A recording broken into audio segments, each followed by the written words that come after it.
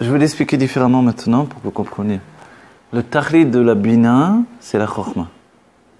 Comme le takhlit de la chokhma, c'est la bina. Je traduis.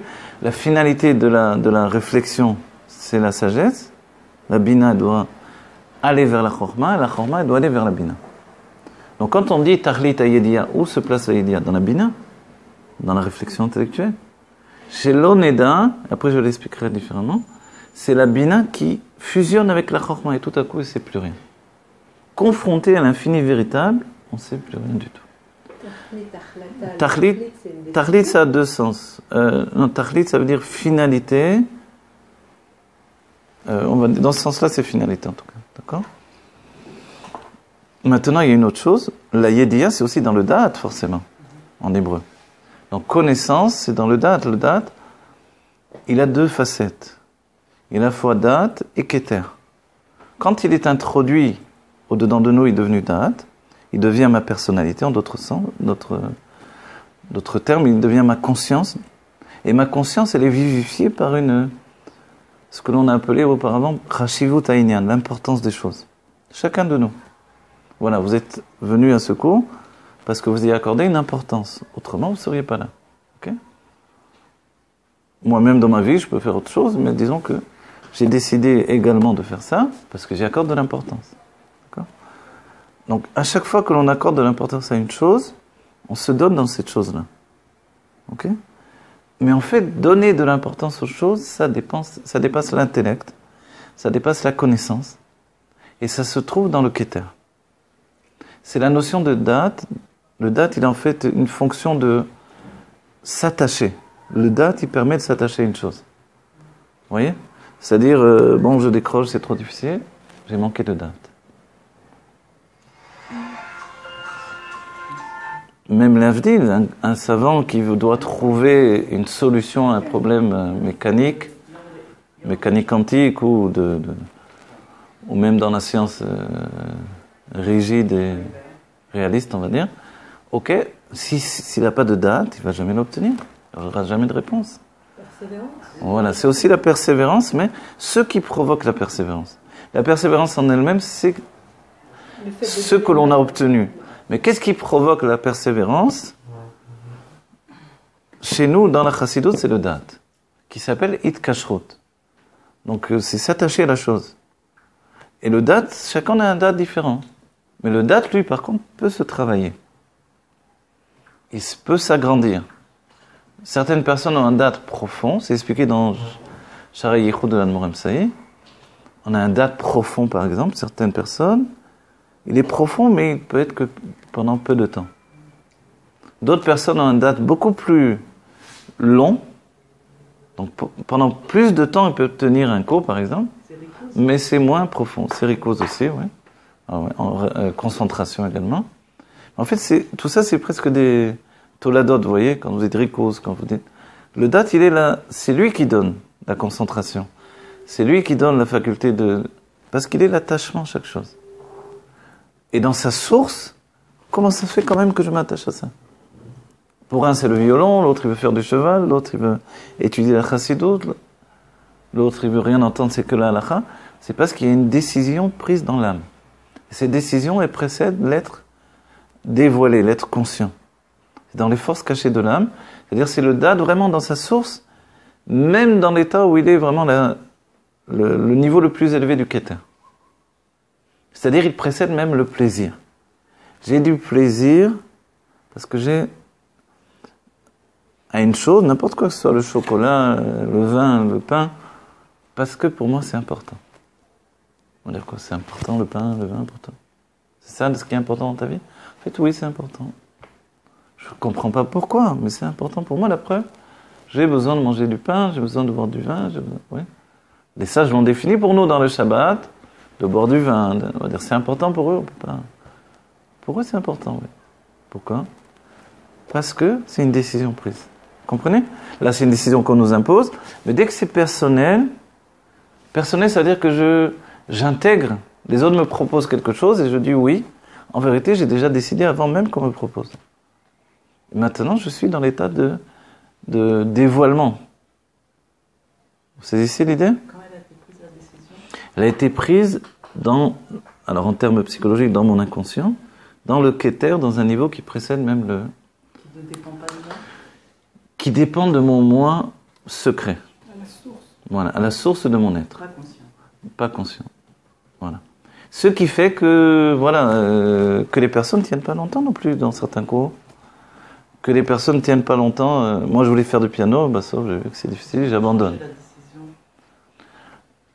Est-ce qu'on peut changer la décision D'après l'Anmo Amsaï, oui, par la volonté. Parce qu'il est dit « Endavar omel lifnei ratzon ». Si on a une vraie volonté qui ne m'appartient pas au départ, on peut changer la décision.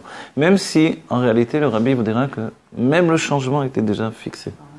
Mais bon, c'est comme ça que Dieu fonctionne avec nous, quoi. C'est le... Non, alors ça voudrait dire que s'il n'y a pas de décision de changement, je ne pourrais pas avoir ce changement. Non, parce qu'en vérité, ces décisions, je les ai prises avant la création du monde. C'est les décisions prises dans la Shahara, c'est-à-dire dans le moment où il est dit Bemin imlar benishmotehem shel tzadikim, quand Dieu s'est concerté avec nos âmes pour la création du monde, c'est à ce moment-là qu'on a pris toutes les décisions.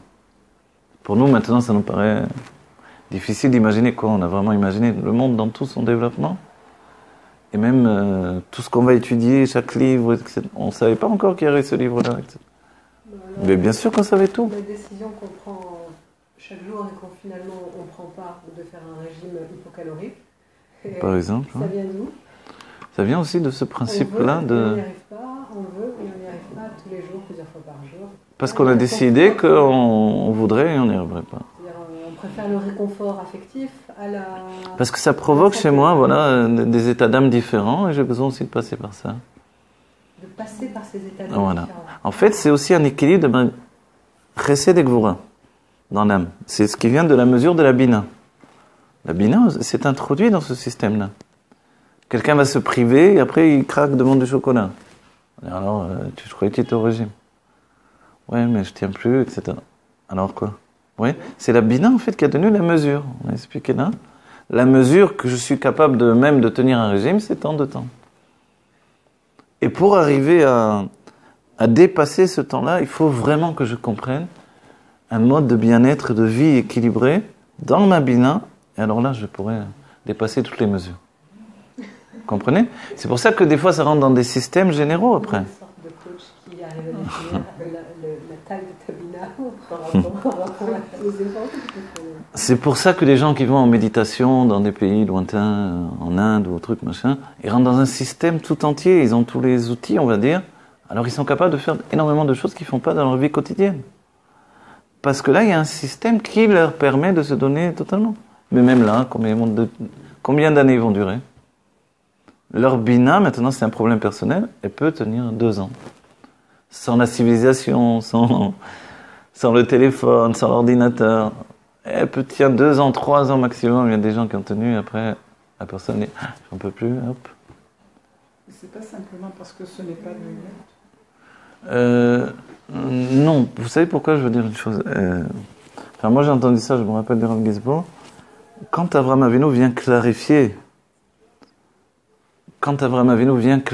ce qui s'appelle Avodah Zara, c'est-à-dire le Emet justement, quand il vient définir quelle doit être la véritable Emouna, la véritable foi, en fait ça ne veut pas dire que tout est faux.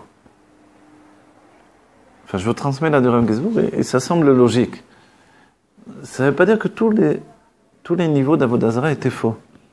Mais, parce qu'ils partaient tous des parcelles de vérité. Mais ce n'est pas approprié à l'élévation véritable d'une âme qui est l'expression divine. Voilà. Donc, dès le moment où tu as intégré que ton âme et même ton corps et le monde dans lequel tu vis, ce n'est que l'expression de Dieu, c'est pas chayar que tu ailles maintenant faire tel avodah zara ou tel avodah zara. Et pour nous, ça nous a l'air stupide, les avodah zara, ce qu'on voit un petit peu. Mais il y en avait des tas, et très complexes, et peut-être très belles, et très attirantes. C'était pas quelque chose de... Et surtout très parlant à l'être humain. Voilà. Très évident. Exactement. Donc on rentrait dans une expérience spirituelle très intense. Okay. Mais Ok, c'est très bien, c'est vrai, c'est magnifique. C'est très bien, je sais pas, de prendre de la drogue et d'être dans des voyages psychédéliques, etc. C'est vrai, c'est bien.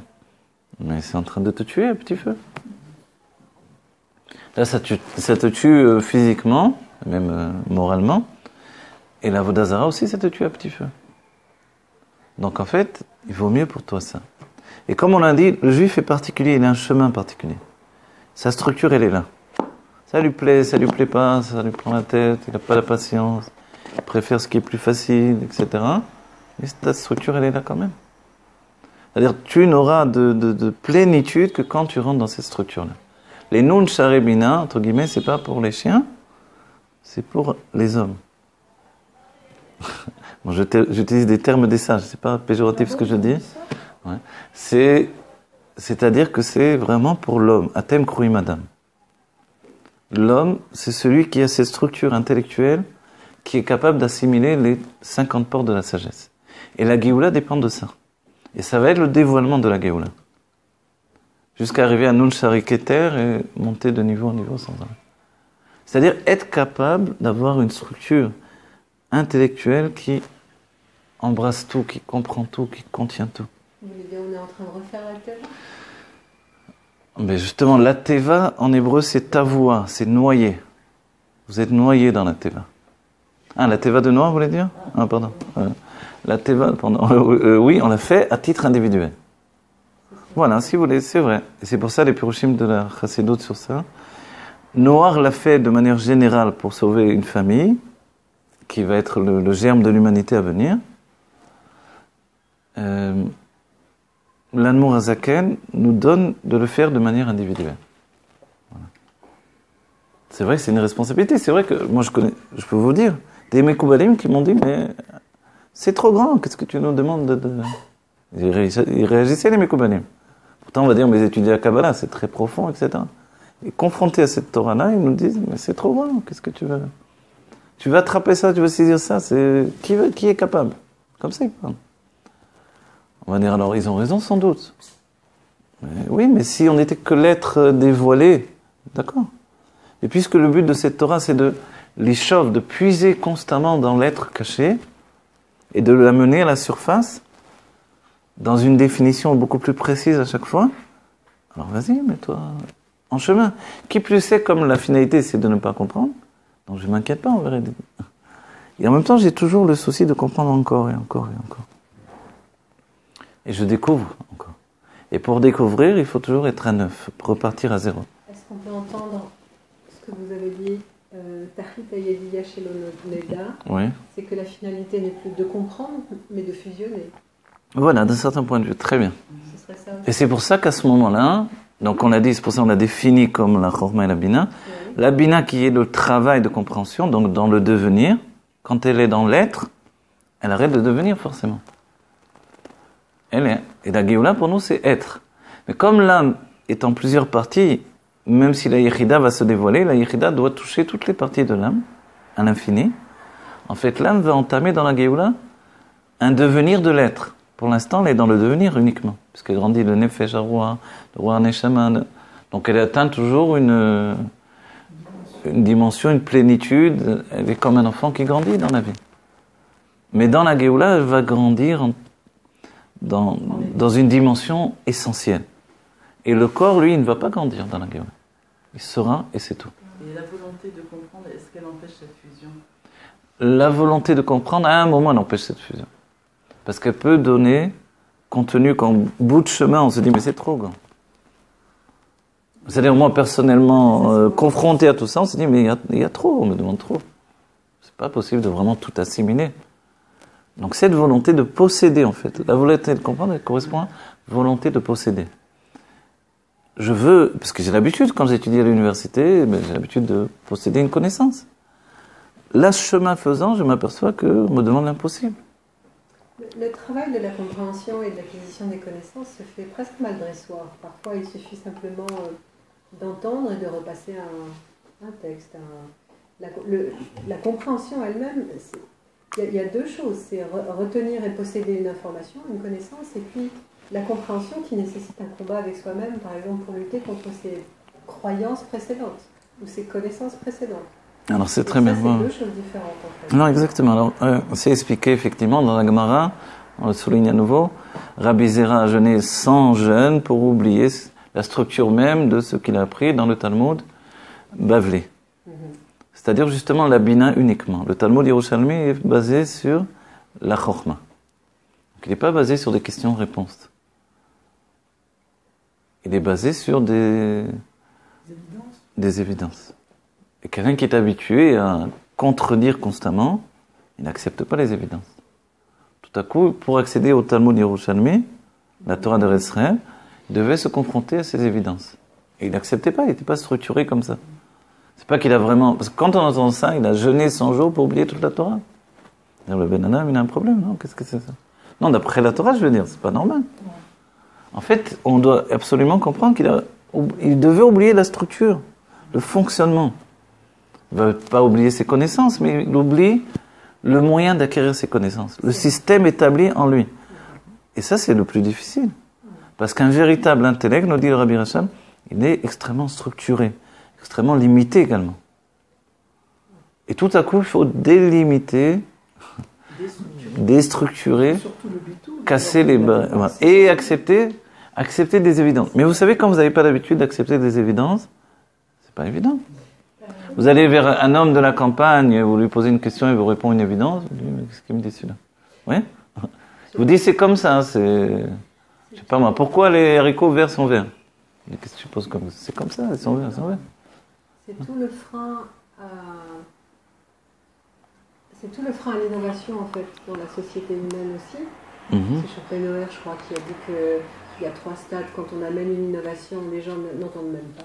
Ils ne regardent même pas, ça ne rentre pas dans leur structure mentale. D'accord. Après, quand ils réalisent qu'on leur met devant les yeux, ils le refusent totalement, il y a un rejet. Et la 3e phase, l'innovation réapparaît quelque part, mais le messager, lui, a été oublié. Donc l'idée a regermé ailleurs, et là on s'en saisit. Donc il y a ce travail, et je pense que pour l'individu, il y a quelque chose aussi comme ça que je ne peux pas entendre. Ou alors quand vraiment je regarde ça, je dis non, c'est pas possible.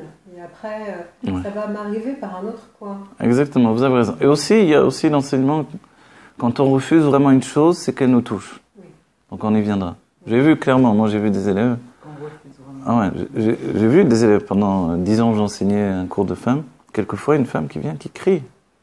Comment vous enseignez comme ça? J'ai jamais vu personne. J'étais à Paris, personne n'enseignait comme ça. Qu'est-ce que c'est ça? La même personne ensuite, c'est celle qui devient la plus assidue. Au début, on dirait qu'elle va vous... La plus assidue. Au début, vous croyez qu'elle va vous... Dites, qu'est-ce que j'ai fait de spécial? Moi, mon fonctionnement, il est basé sur ça, sur la Torah des rabbins. Mais tout le monde n'est pas habitué. Vous voyez, mais de tout son être, ça a touché, en fait. Et l'Admor HaZaken a donné cette image. On a lui rapporté, il y a quelqu'un qui a pris le Sefer HaTanya qu'il a jeté par terre. Il a dit, lui, ça l'a touché, il va l'étudier. Lui, je sais que ça va... Oui, en fait, c'est ça. Souvent, dans les Mifsaïm, on voit ça, une personne qui est contre, anti, c'est celle qui viendra après totalement. Parce que c'est une personne entière, et puis, ça dévoile que c'est Nogéa, là. Oui. Quand vous en faites d'une chose, on parle du Yerushalmi comme une sorte de clipin. C'est une image, c'est-à-dire le bourgeois, en d'autres termes. Le bourgeois, il s'en fiche de tout, quoi. Du moment que ça ne le touche pas, lui, ni sa famille, ça va. Vous comprenez?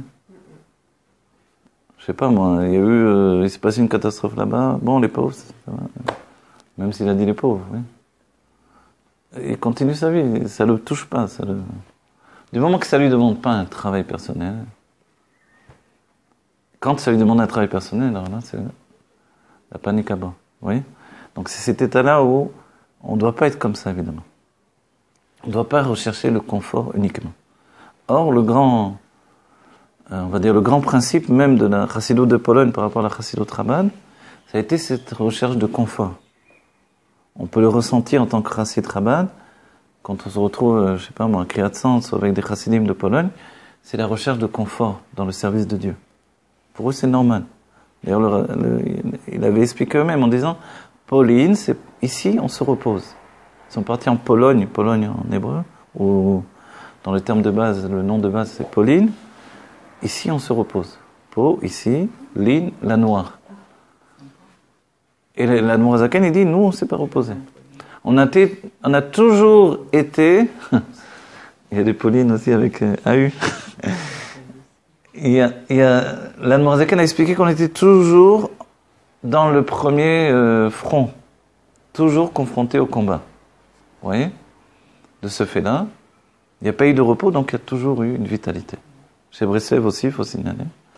Les deux chassidiyot où on voit des gens qui combattent, c'est au moins, heureusement, les deux chassidiyot d'Ukraine, en fait. Et Breslev, ça veut dire quoi en pnimi? Breslev, ça veut dire en pnimi?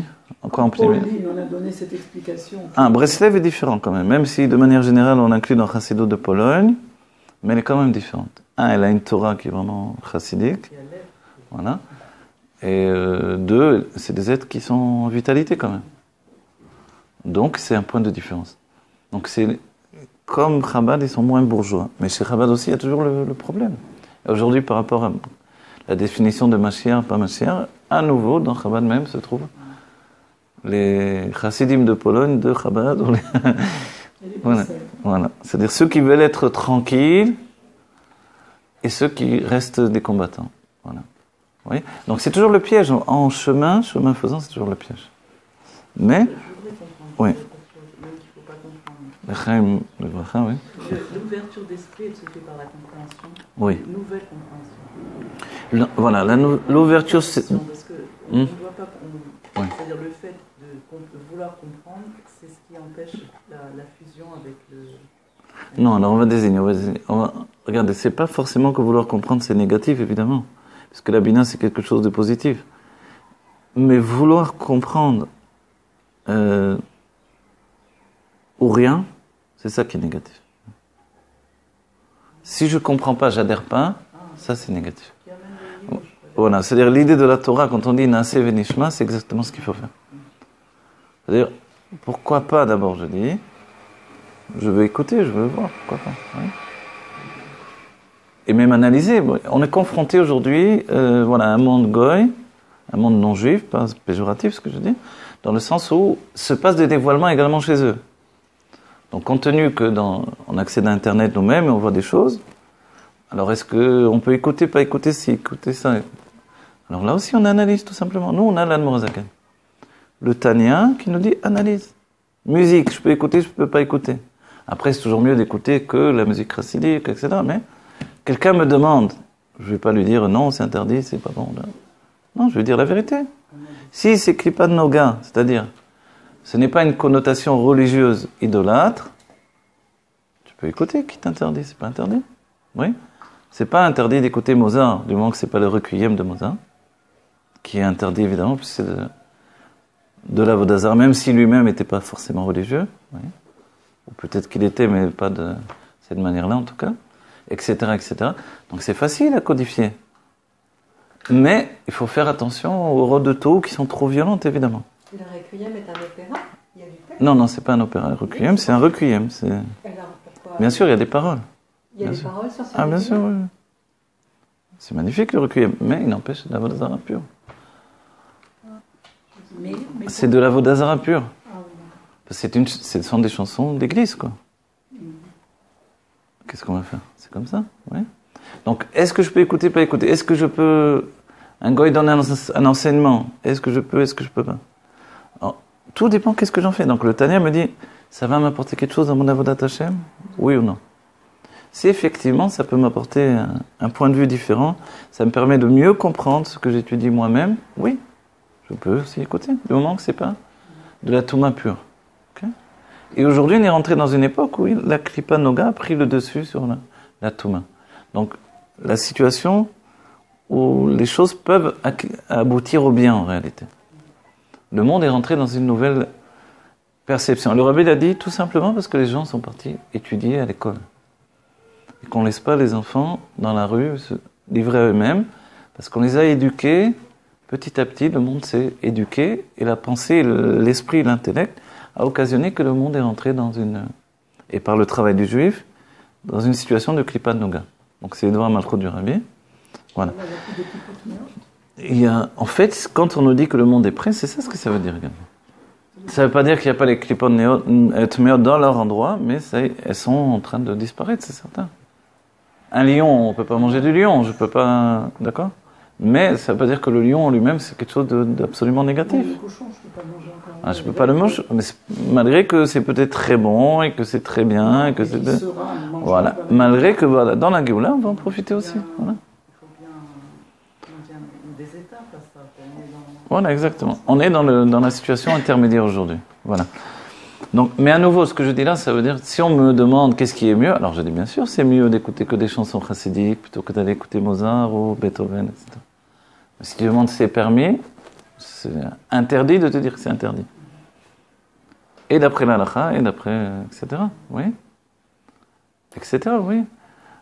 Donc même d'écouter pour un homme une femme qui chante en radio, il n'y a aucun interdit d'après la Torah. Mais les chassidim ont l'habitude de ne pas écouter. C'est une anaga chassidite, ça s'appelle. Un comportement chassidique. Donc il y a des tas de choses. Si on n'est pas capable de faire cette différence, on va être toujours en train d'interdire tout à chacun, alors qu'ils ne sont pas encore au niveau de s'interdire ci ou ça. Donc on va gâcher la vie au monde entier. Ok. Y compris pour les habits, y compris pour toutes choses de notre vie. C'est ça, notre choix vient finalement pour nous du Tanya, qui nous dit de choisir. D'accord ? Il faut se méfier de ce qui s'appelle également le shtut de l'Eumadze, c'est tout. Le shtut de l'Eumadze, non, c'est pas ça. Il y a de l'araméen dedans, mais pas de shtut de l'Eumadze, ça veut dire la folie de l'autre côté. Mais la folie qui n'est basée sur rien. Pas sur un principe intellectuel. Ça, c'est quelque chose duquel il faut absolument le briser et le rejeter. Je vais peut-être dire une énormité, mais c'est de la manière dont Manitou le disait. Trop de cache-route risque de cacher la route. Moi, je pesais. Trop de cache-route, en vérité, on ne sait jamais assez cacher. Surtout à notre époque où, franchement, de tous les côtés, on a des dangers. À son époque, ouais, mais bon. D'accord. Okay. Non. Si vous voulez, mais c'est dangereux. Ces phrases-là, elles sont dangereuses, vous voyez. Pour lui, c'est bien dans le monde où il vit. Pour nous, de transférer ça, non. C'est pas notre manière, ouais. Voilà. Dans sa vision, c'est bien. Pour nous, c'est pas bien. Pourquoi c'est pas bien ? Parce que on va dire aux gens, ne mangez pas trop caché. Alors, Rabbi nous dit clairement, on va essayer de prendre les meilleurs hachérim pour me protéger. La manière dont je vais étudier là, c'est parce que mon esprit est devenu au niveau physique également. Il s'est purifié. Oui. Ensuite, il y a aussi de manger bari. Je peux manger tous les badat, les merdrines, et c'est pas bari du tout. C'est pas, pardon, en français. C'est pas sain. Oui. Donc il y a une deuxième chose qui se met en place. Avant, les gens n'avaient pas le problème, parce qu'avant, c'était que des choses venues de la terre et de la nature. Mais aujourd'hui, avec tous les trafics de produits qui sont incorporés de partout, voilà, donc évidemment, on se confronte à un autre souci en dehors de la cacheroute, qui est celui de manger sain. Donc je peux manger tout badat et puis être dans un état catastrophique à cause de ça. Ok, donc on a dit, en réalité, tout ça, ça commence par la bina. La bina donne une mesure dans chaque point, dans chaque chose. Ok. Vayen mashkato misé, on a dit tout ça. Vechen katav beshat smut. C'est bon pour la bina, vous avez compris, hein? On a assez expliqué. Vechen katav beshar atzmut vekelim, par exemple. Ici, atzmut vekelim, on s'étonne de voir cette définition. Donc, on a dit shar arkea kinuim. Aussi, il faut vraiment aller étudier le livre, rien que pour connaître Rashi Tevot. Voilà, le dictionnaire du Ramak, c'est une sorte de dictionnaire, le Pardes Rimonim. Il explique tous les termes de Kabbalah. Donc, qu'est-ce que il dit ici? Regardez le terme. Il dit atzmut vekelim. Ça veut dire quel rapport atzmut vekelim? Qu'est-ce que ça veut dire? Alors voilà. Alors non, voilà. Je vais vous dire pourquoi. Parce que dans la Kabbalah, le terme atzmut est utilisé pour désigner l'intériorité de la lumière. Vous comprenez? C'est pour ça, c'est une marloquette avec la chassidoute. Selon la chassidoute, atzmut, c'est l'essence de Dieu, son intimité profonde. Selon les Mekoubalim, atzmut, c'est l'intériorité de la lumière, uniquement. Oui. Donc ici, il utilise le terme pour désigner l'intériorité de la lumière. Et pourquoi il utilise ce terme alors que c'est pas ça en réalité? Non, parce que dans le langage de la Kabbalah, il est utilisé comme ça, voilà. Non, mais pourquoi le Rabbi Rachel utilise? Non, parce qu'il nous donne le titre. du passage où le Ramak explique cette chose-là. Qu'est-ce qu'il explique? Donc, si vous voulez, vous pouvez le traduire, le Orod Vekelim. Mais il a dit Atzmut Vekelim. D'un autre côté, le Baal Shem Tov nous dit que le Ramak, on est plus proche du Ramak que du Harizal, parce que chez le Ramak, il n'y a pas de Tzimtzum. Donc, en fait, on est dans la Atzmut, dans l'essence de Dieu. Oui? Donc, de toutes les manières, même sans Atzmut, dans ce cas-là, c'est l'essence de Dieu. Vous comprenez l'idée? Le Ramak n'a pas mis en place l'idée du Tzimtzum. Il faudra attendre le Harizal pour avoir cette idée-là. C'est l'un des chidouches essentiels du Harizal. Ça ne veut pas dire qu'elle n'existe pas du tout auparavant, ou même les partsofim, des tas de choses. Les structures intellectuelles divines. On peut avoir chez des sages une compréhension de l'existence de ce monde sans le Tzimtzum. Oui, exactement. Le Tzimtzum, c'est seulement à partir du Harizal, qui est l'élève de... Enfin, pas qui est l'élève, qui est le successeur du Ramak. On pouvait avoir une conception du divin sans oui. retrait du divin pour... C'est comme ça que l'on voit le... Et le libre arbitre, en fait. La Chassidoute, on fonctionne avec les deux. Pour ça, il faut étudier. Celui qui veut vraiment avoir les bagages selon la Chassidoute, il est obligé à un moment ou à un autre d'étudier les écrits du Harizal. Sinon, c'est pas la tête des pieds, on va dire. C'est pas... Oui, moi, j'ai vu des élèves ou des gens avec qui j'étudiais, chaque fois qu'ils rentraient dans le Taf Reichenbet, ils remettaient tout en question. Parce que forcément, il aborde les choses de tellement de côtés différents. Donc, si on n'a pas une structure solide de Kabbalah, c'est difficile parce qu'on a l'impression qu'il n'y a rien de fixé, quoi. Donc, en fait, il faut savoir que la structure que nous a donnée le Harizal, elle ne bouge pas. Mais dans cette structure, il y a une vision infinie. Donc, on peut aborder les choses de tous les aspects. Et là, pour ce faire, pour pouvoir les aborder comme ça, il faut également connaître le Ramak. La Torah du Ramak. Je voudrais comprendre Je sais pas si... la Kabbalah. Alors parlez fort, comme ça ceux qui écoutent en ligne, au moins ils entendent. Ah, ok. La Kabbalah, elle n'a pas été donnée à Moshe en même temps que la Torah chez BLP et la Torah... Alors, il est défini que Moshe n'est pas le Moshe Rabbeinu de la Pnimiut Torah. Le Moshe Rabbeinu de la Pnimiut Torah, de l'intériorité de la Torah, c'est Rabbi Shimon Bar Yochai, qui est la réincarnation de Moshe. Okay. D'accord? Moïse, Moshe Rabbeinu, nous a donné le niglé de Torah, la Torah dévoilée, et voilà, et en même temps, par la tradition orale, évidemment, il y avait la Kabbalah également. Mais son travail n'était pas de faire le dévoilement dans le monde de la Torah cachée. Simplement de la contenir, de la garder. De la garder, de la transmettre oralement, mais l'état de dévoilement, c'est fait par Rabbi Shimon Bar Yochai. C'est pour ça que c'est tellement immense le jour de l'Ag BaOmer pour le peuple juif, etc. On ne se contente pas d'allumer une petite lumière, on allume des feux. C'est parce que c'est dévoilé le côté de la Pnimiut Torah, l'intériorité de la Torah.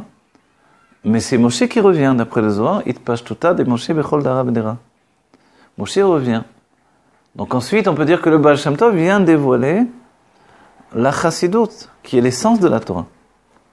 Mais encore, il le fait de manière makif. Donc maintenant, vous savez le terme makif, d'une manière où elle nous entoure, elle nous influence de l'extérieur. Par le comportement, par le vêtement, par les traditions, oui, par l'attachement de tzaddik. C'est tout ce qui se passe dans les chassidouyot. Mais il nous faut encore un nouveau Moshe Rabbeinu qui nous donne la chassidoute dans l'intellect. Et ça, c'est la Nourazaken. Et là, on peut parler vraiment de chidouche, de nouveauté. Entre le Baal Shem Tov, le Baal Shem Tov et le Harizal. Le Harizal, lui, il est venu structurer la Kabbalah. C'est-à-dire, quand Rabbi Shimon donne une Torah, le dévoilement de la Pnimiut Torah, en fait, il le fait de manière imagée. Il nous donne les vêtements, les levushim. C'est pour ça que le Zohar est comme une sorte de grand midrash merveilleux. C'est l'un des livres les plus magnifiques de toute l'histoire du peuple juif. Mais la Kabbalah du Zohar n'est pas isolée. La Kabbalah est dans le Zohar tout entier. Mais si la Kabbalah du Harizal s'explique directement, comme une science justement, la force du Harizal, ça a été de structurer la Kabbalah comme une science.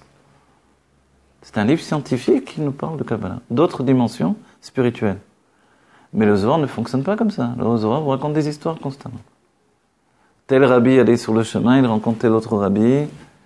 Tout à coup, une âme vient du Gan Eden et commence à leur parler, leur donner un enseignement. Entre eux, ils discutent. Il dit « Ah, ça me rappelle l'enseignement que j'ai reçu de Rabbi Shimon. Rabbi Shimon arrive, il donne lui-même un enseignement, les autres tombent par terre, etc., etc., etc. Ouais. Le Zohar, c'est comme Shir HaShirim, mais d'une manière kabbalistique. C'est merveilleux. C'est pour ça, ne serait-ce que lire le Zohar, c'est déjà merveilleux. Mais la Kabbalah du Harizal, c'est de nous donner des kelim, une structure. Et donc, en fait, le chidouche du Harizal, la nouveauté du Harizal, c'est de structurer l'espace-temps de la Kabbalah, que l'on n'avait pas avec le Ramak. Parce que le Ramak parle dans l'essence. Il réunit toute la Kabbalah qui précédait. Il la structure dans le sens où il lui donne une ordonnance, et lui aussi parle vraiment de Kabbalah, mais le Ramak, c'est aussi un grand commentateur du Zohar. C'est l'un des écrivains les plus prolifiques de tout le peuple juif. Mais il n'a pas fait justement cette synthétisation du sujet.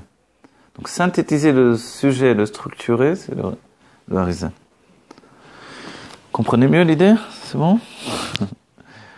Et nous, par la Chassidoute, c'est vrai qu'on utilise essentiellement le langage de Harizal, mais, vous voyez, sans rien, on ramène le Ramak également. D'accord? Qui, le Ramak, va poser la question sur chaque mot. Le Harizal ne vient plus expliquer, puisqu'il reprend les élèves du Ramak. Comme le Ramak leur a déjà expliqué, qu'est-ce que c'est Keter, qu'est-ce que c'est Chorma, qu'est-ce que c'est Bina, vous voyez, jusqu'au terme lui-même. Donc le Harizal ne revient pas sur tout ça. Il utilise tout ça. Par contre, il structure le Tzimtzum, avant le Tzimtzum, après le Tzimtzum. Quand on dit avant le Tzimtzum, après le Tzimtzum, on a déjà donné naissance à l'espace-temps. Même si c'est l'espace-temps avant le temps. Parce que le temps n'arrive que dans le monde de Bria, quand il y a un Ratzov et Shov de la Neshama, donc il n'y a pas encore de temps. Mais c'est la racine du temps. Donc on l'a dit, vous vous rappelez, on a dit, les Grecs pensaient que le temps était éternel. La Torah dit non, le temps est une création. C'est-à-dire le monde de la création. Bereshit bara Elokim et Hashamim et Haaretz, cette notion de commencement, c'est le monde de la création. C'est-à-dire le début de la perception, de la conscience qui nous donne le temps. Dès le moment où je commence à percevoir, c'est Bereshit pour moi. Auparavant, je ne suis pas dans Bereshit, je suis dans Anochi. Je suis dans un état de fusion avec celui qui est de manière absolue. Comprenez? Donc l'Arizal, pour nous expliquer la Kabbalah de manière structurée, il donne un état d'espace-temps. Le Tzimtzum, avant le Tzimtzum, après le Tzimtzum. Le Tzimtzum est un lieu spirituel, et en même temps c'est une notion temporelle, puisqu'il y a avant et après. Ça va, vous saisissez l'idée? Profitez, pas beaucoup de personnes expliquent ça. Alors, Venimsa. Venimsa. Alors, ok, on a compris. Alors, on est revenu juste à Tzmut Vekelim. Olefi mashkatuv, mashikatav sham, zeo ratzon amatzil baruchu beinyan asfirot. Voilà. Alors maintenant, il reprend. Regardez, on n'oublie pas le sujet, puisque c'est la Gemara, donc on se perd un petit peu. On revient à la base. On a dit que la Bina va donner la mesure de chaque chose. Et c'est le sujet finalement qu'on aborde. Il nous a parlé du Kav En Sof, qui va donner la mida de chaque chose, Kavamida, on va dire. Alors, et pourquoi la Bina relance la chose? On a l'impression de dire, la Bina recommence ce qu'a déjà fait le Kav En Sof. Comprenez? La ligne de lumière infinie qui vient réintégrer la lumière dans un endroit spirituel dans un endroit spirituel où tout est voilé, tout à coup il rapporte la vitalité divine. Donc il va donner la mesure de chaque chose, puisqu'il ne va pas la rejeter et tout remplir à nouveau. Pourquoi la Bina a besoin de restructurer la chose? Et c'est là qu'il nous a expliqué que la Bina le fait au sein même des sphirotes. Donc pour nous, même si le Kav En Sof nous influence, c'est notre Bina, notre réflexion intellectuelle, qui structure en nous la mesure de chaque partie, ou chaque mesure de nos sentiments. C'est bon, vous comprenez? Hein? Oui. C'est trop dur. Donnez-nous un peu d'avancer un petit peu dans le texte et après on revient. Parce que là, il nous rajoute un autre élément. Il nous dit que le Ramak ne l'a pas expliqué comme ça. C'est ça qui est merveilleux. C'est pour ça que je vous ai dit auparavant, vous étudiez une chose et son contraire, ou alors sa négation, ou autre chose. Parce que là, il nous dit c'est blanc ou noir. On peut dire c'est blanc ou c'est noir? C'est blanc et noir. Qu'est-ce que tu as? Oui. Ah bon, c'est blanc et noir? Oui. C'est possible que ce soit blanc et noir? Oui, voilà. Voilà, en même temps. Déjà, on avait une contradiction. On a parlé du Kav En Sof, tout à coup, on est passé à la Bina. On a l'impression qu'ils font le même travail. La compréhension, je vous ai dit, le point de différence, c'est intérieurement, c'est la Bina qui le fait. De manière générale, c'est le Kav Ein Sof, la ligne de lumière infinie.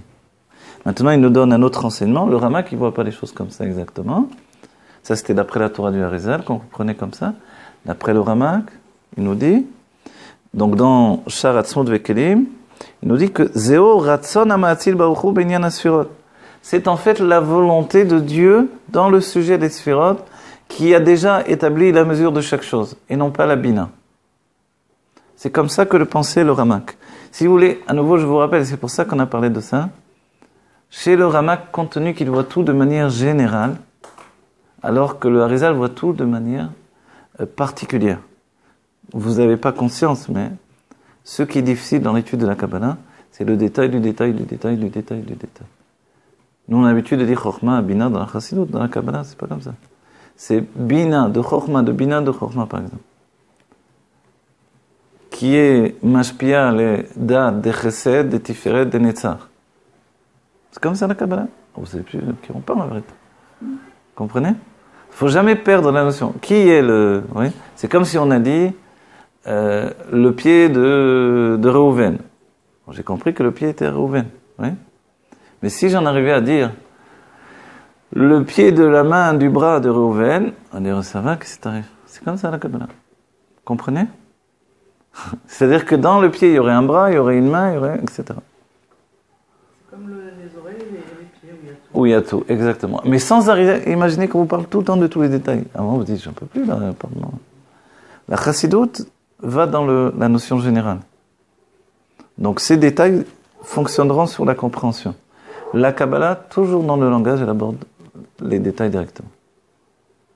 Donc c'est pour ça qu'on dit Mirov ha'etzim lo roim et hayar. Il y a tellement d'arbres que je ne vois pas la forêt. C'est la forêt des arbres en question. Ouais. Et c'est ça, c'est-à-dire qu'on ne sait plus de quoi on parle du tout. Le piège de la Kabbalah, c'est ça. Vous pouvez étudier des années la Kabbalah du Harizal et vous n'avez pas avancé dans la compréhension d'un pouce. Faites que répéter. Ils ont dit que ça, ils ne comprennent pas, alors que ça me paraît beaucoup plus simple que la Kabbalah. Et c'est parce qu'ils sont habitués au détail du détail du détail. Ça paraît Ouais. plus compliqué. Et quand on s'est habitué dans son esprit au détail du détail du détail, qui pour nous, on va dire de manière, on aborde la chose, mais chaque fois il faut que je recherche qui était le sujet, oui, c'est difficile. Mais quand on s'est habitué, on commence à fonctionner avec ça. Et quand tout à coup on nous parle de manière générale, ça nous paraît différent. Donc la difficulté, elle est dans l'association des éléments. Et ça, ils ne sont pas forcément toujours habitués. Okay? C'est-à-dire remplacer une chose par une autre. Mais dans la Kabbalah du Harizal, là où c'est facile, c'est qu'il n'y a pas d'autre chose. Vous avez que des Keter, Chorma, Bina, Da'at, Chesed. On parle que les sur. Il n'y a pas d'autre langage. Vous comprenez? Du moment que je parle que ce langage-là, du moment que j'ai accepté ce langage-là, alors je vais fonctionner avec ça.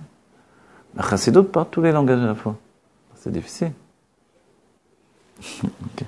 Donc le Ramak, lui, pratique également la Kabbalah précise, mais avec un langage beaucoup plus large. Si bien qu'il en vient constamment à poser la question. Dans son Pardes Rimonim, il veut expliquer le langage de chaque chose, ce que le Harizal ne fait pas. Donc ici, il nous aborde la chose, finalement, la mesure de chaque élément, ce n'est pas uniquement la Bina, c'est essentiellement la volonté divine. C'est-à-dire que, et c'est là où vous devez savoir que la Bina fonctionne toujours avec la volonté. Le Ratson, c'est-à-dire le Keter. C'est pour ça que les mêmes noms sont attribués à la Bina et au Keter. Le Shem Ekie, c'est dans la Bina et dans le Keter. Le Shem Elohim, dans la Bina et dans le Keter. Les Nul Shari Bina, les Nul Shari Keter. Comment ça se fait? C'est parce que dans la Bina, la réflexion intellectuelle, c'est une mesure de chaque point, justement.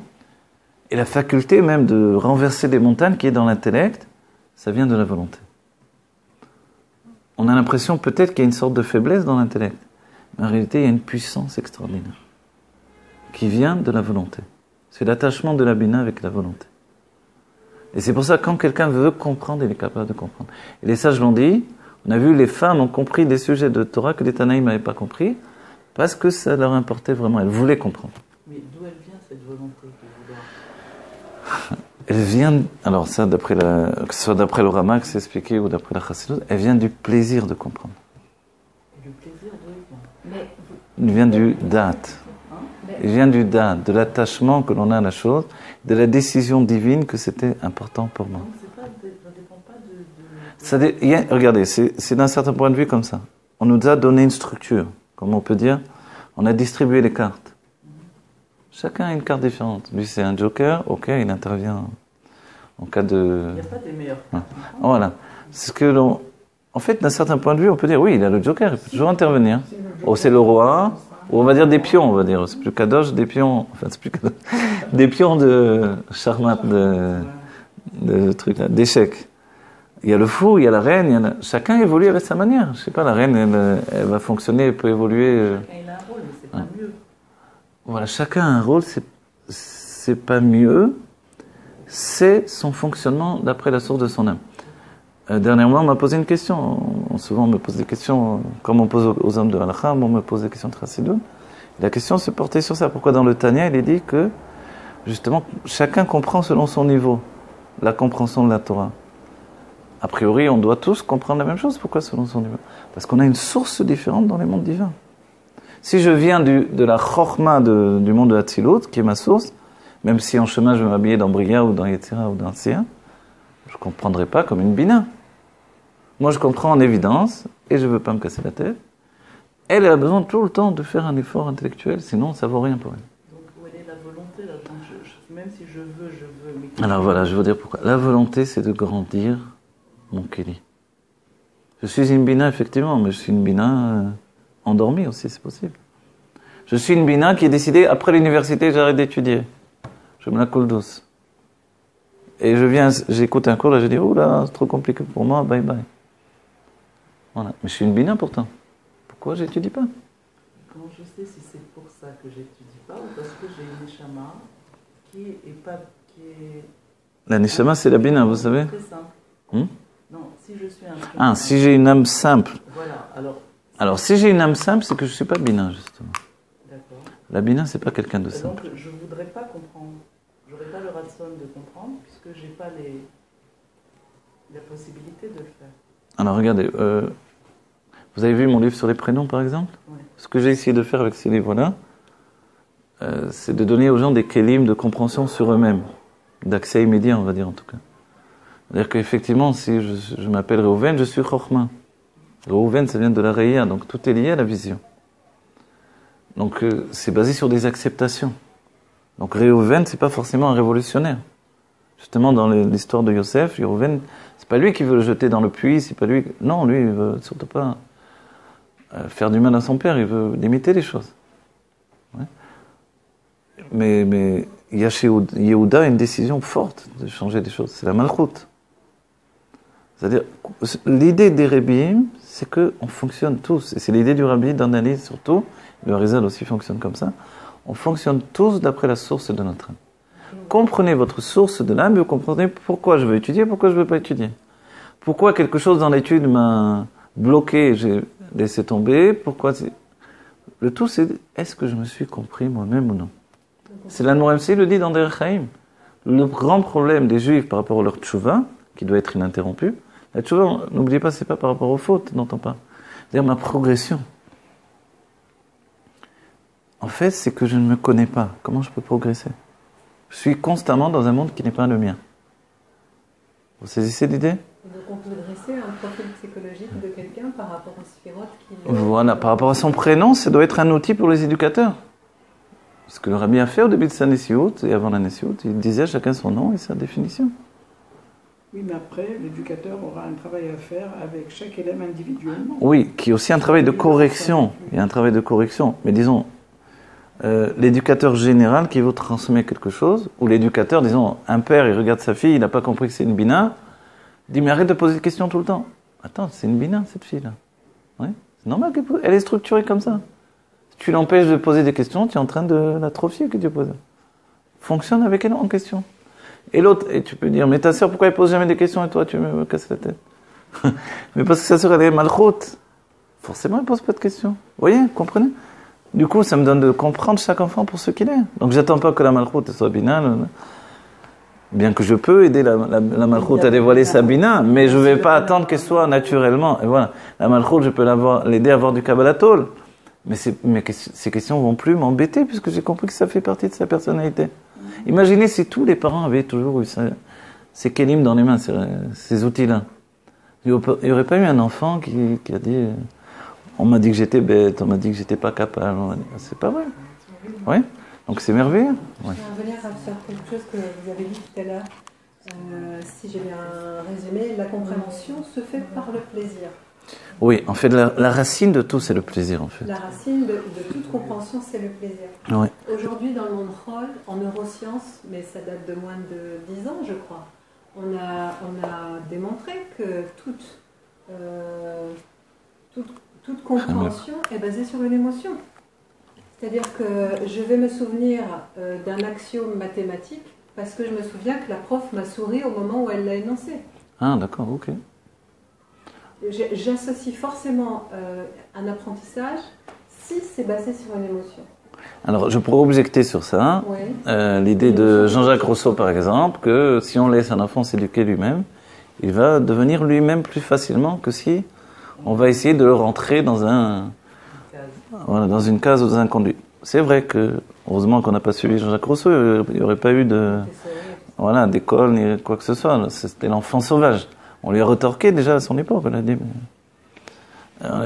qu'est-ce que tu veux que les enfants s'éduquent tout seuls? On n'a pas vu cette chose-là. Ça n'existe pas dans aucune société. Ok. Donc, mais ça veut pas dire que c'est faux, sa pensée. C'était pas un imbécile qui a parlé. C'est quelqu'un qui réfléchissait. C'est comme ça qu'il s'est éduqué lui-même en plus. C'était un génie de la pensée humaine, mais il a trouvé son propre chemin. Donc, vous ne pouvez pas empêcher le chemin d'une personne. Son propre chemin, ça lui appartient. Mais vous pouvez le retarder. Vous pouvez l'atrophier. Vous pouvez... Vous voyez? Donc, effectivement, quand un professeur vous sourit, vous aide, vous encourage, évidemment, ça vous...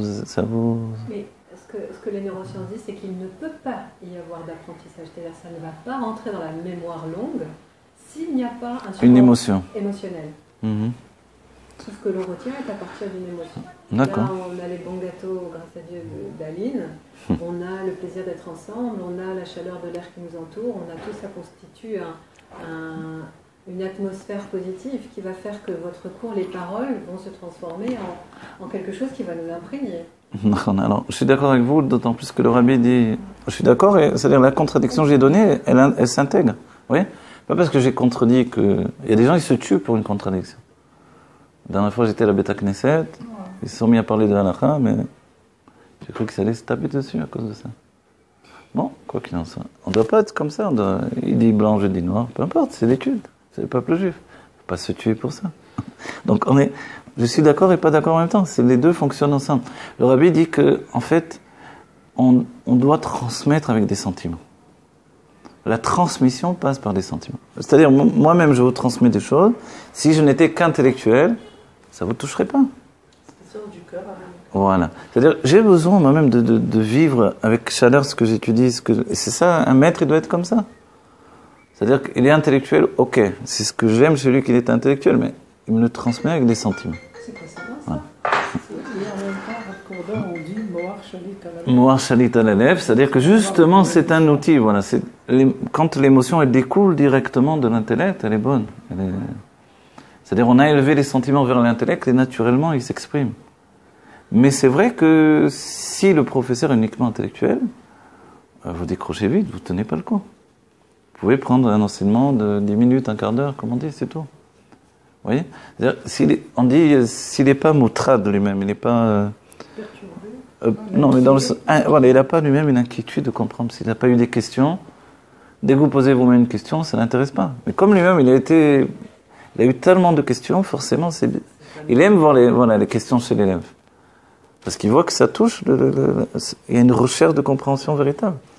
Et ça, c'est bon. Je m'excuse. Oui, je vous excuse. Devant une situation, Oui. peu importe laquelle, ça va être le Mohar qui va traduire, qui va maîtriser d'abord et qui va traduire l'émotion. Même si moi je pense qu'une telle acquisition circlée dans une telle situation va me donner une émotion très forte, soit dans la tristesse, soit dans la peur ou soit dans la joie, c'est à partir de mon cercle. Alors voilà, effectivement. Ça, c'est nouveau finalement dans le judaïsme de le définir autant que ça. Parce qu'auparavant, ce travail-là, quoi qu'on en dise, c'était essentiellement le travail des tzadikim. Mais que l'Admor HaZaken a expliqué que le travail du Benoni, donc chacun d'entre nous, on peut fonctionner comme ça également, c'est tout à fait nouveau, c'est-à-dire se hisser au niveau de l'intellect. Vous savez que dans l'intellect, il n'y a pas de mal au départ. On a greffé du mal dans l'intellect. Mais au départ, il n'y a pas de mal. C'est-à-dire même un intellectuel scientifique, il n'est pas forcément dans le mal quand il étudie ses mathématiques. Ce qui peut découler de ça, ça peut être du mal, bien sûr. Mais lui, on n'a pas dit qu'il est dans un monde de mal. Parce qu'il n'y a pas eu de shvira dans l'intellect. Voilà. Dans la philosophie elle-même, elle est mauvaise parce qu'elle entraîne vers des modes de vie qui sont mauvais pour l'être. Au-delà de ça, l'analyse en elle-même, elle n'est pas forcément mauvaise. C'est pour ça que le Rambam se permet d'analyser Aristote, etc. De le confronter à la Torah. Parce que l'analyse intellectuelle est bonne. C'est bien, ça élève l'homme. Vous voyez ?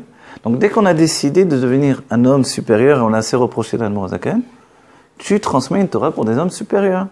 Et comme je vous dis, même les Mekoubalim m'ont dit ça. On dit, mais tu ne pourras jamais y arriver. C'est faux, on peut. On peut, mais il faut un axiome comment on va dire, de Emouna. Comme me dit mon ami Pérémon, il me dit, toi tu as un intellect émounatique. Ouais, c'est un peu ça ce que veulent les rabbins, vous voyez ? Un intellect de foi. C'est-à-dire l'intellect et la foi conjugués. Ça, c'est ce que Dieu attend de nous par le biais de la chassidoute. Et auparavant, de manière innée, c'était ou les gens très simples, ou les grandes tzadikim. Et les hommes intermédiaires n'avaient pas accès à ça. L'Admor HaZaken est venu viser ces hommes intermédiaires. Pour nous, ça veut dire l'homme intermédiaire, le Benoni, mais pas uniquement le Benoni. C'est-à-dire chacun d'entre nous. Aujourd'hui, les nouveaux tzadikim que nous sommes n'existaient pas auparavant.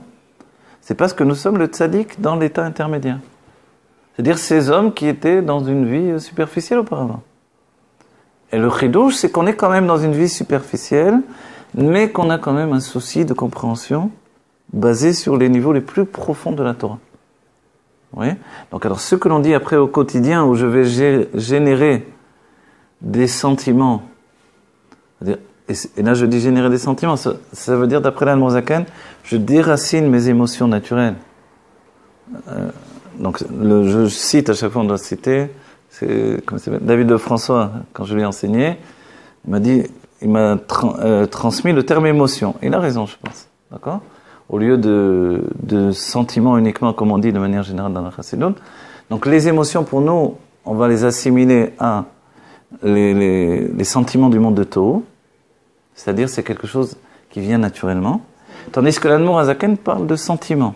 Et en hébreu, sentiment, c'est midot. Mida, qu'est-ce qu'on vient d'étudier ? C'est la bina qui donne la mesure. Or, de manière naturelle, je n'ai pas de mesure dans mes sentiments. Quand je suis en colère, j'envoie promener tout le monde. Et après, voilà. Ça, c'est les émotions. Quand ça va mal, tout va mal. Mais tandis que l'Admor HaZaken nous dit non, tu vas déraciner tes émotions, donc tes sentiments naturels, tu vas leur donner, au contraire, des midot. Les midot, c'est-à-dire que tu vas leur donner une mesure. Et ce qui est extraordinaire, c'est que l'Admor HaZaken me dit, tu ne t'occupes pas des sentiments. Tu vas travailler ton intellect et grâce à ça, tes sentiments vont devenir mesurés. Tu vas leur donner naissance de par l'intellect. Donc ça ne va plus être des sentiments de katnout, en fait, de petitesse d'esprit. Ça va être des sentiments surélevés. C'est-à-dire, je n'ai pas l'esprit d'aller maintenant aller chercher des poux chez le voisin. Vous voyez ? Les émotions, c'est comme les pulsions, c'est des pulsions. Ça veut dire embêter quelqu'un, c'est une expression. Je vais pas aller juste embêter quelqu'un parce que j'ai rien à faire de ma vie, vous voyez ? Mais non, c'est ça ce que j'ai à faire de ma vie. Alors évidemment, au lieu d'aller faire du mal à un autre, oui, il vaut mieux que tu ailles voir un film ou j'en sais rien quoi, vous voyez ? Même si la Torah va pas me dire, va voir un film, elle va dire, viens étudier un livre de Torah. On a tout choisir, vous comprenez ? Dans le sens, qu'est-ce que je fais de ma vie ? Est-ce qu'elle est occupée à me grandir, à devenir quelque chose que je construis, ou alors j'ai rien à faire. Si j'ai rien à faire, alors là, c'est grave. Je vais commencer à chercher à embêter les autres. Et ça, c'est l'expression des émotions naturelles.